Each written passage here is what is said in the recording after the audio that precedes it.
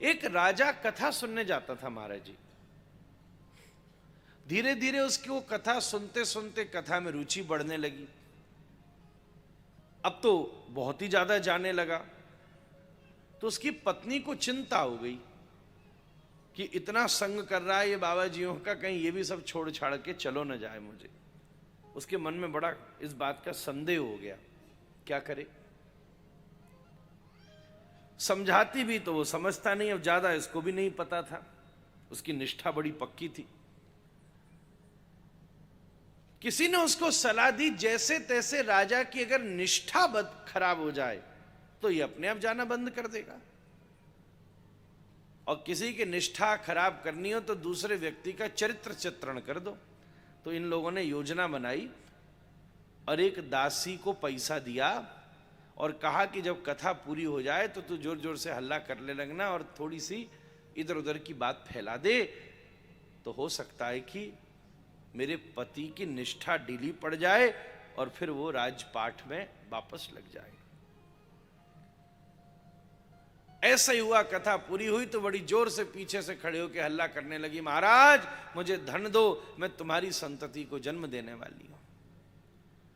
कई लोग तो सुन करके ही भाग गए कि देखो हम पहले ही सोचते थे कोई ना कोई मामला गड़बड़ है।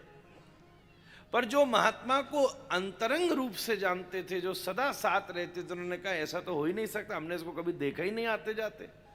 उस अंतरंग परिकर में राजा भी शामिल था और राजा उस परिचारिका को जानता था, उसके यहां काम करती थी। राजा ने म्यान से निकाली तलवार और दौड़ा, सच बता मैं तुझे मार डालूंगा अभी। तो शासन किया तो घबरा करके पैरों में गिर पड़ी और बोली, मुझे क्षमा कीजिएगा, रानी जी ने मुझे पैसा दिया है ऐसा बोलने को। राजा को बड़ा ही गुस्सा आया। महाराज जी, राजा ने सोचा मेरी ऐसी विनम्र प्रार्थना, अब तो कथा वैसे विश्राम हो गई है, पर आप लोग सदा ध्यान रखे कीजिए, आगे बैठने के लिए पहले आना चाहिए।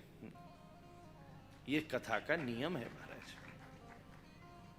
आपके आने से व्यास भी व्यवधानित होता है, केवल आप ही को आराम होता है, जनता व्यवस्था कहने वाले सब व्यवधानित हो जाते हैं।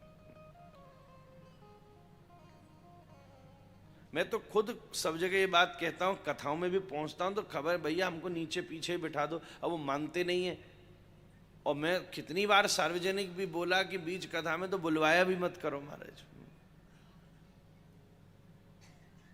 इस बार जब हम वहां पहुंचे तो फिर उन्होंने भी मेरी इस बात को रखा कि कथा पूरी होने के बाद मुझसे कहा थोड़ी देर बोल लीजिए। अच्छा था, ये ठीक है मर्यादा।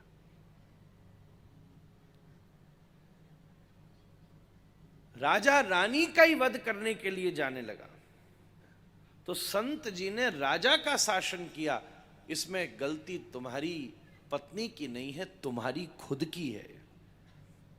राजा बोला, महाराज जी मेरी क्या गलती है?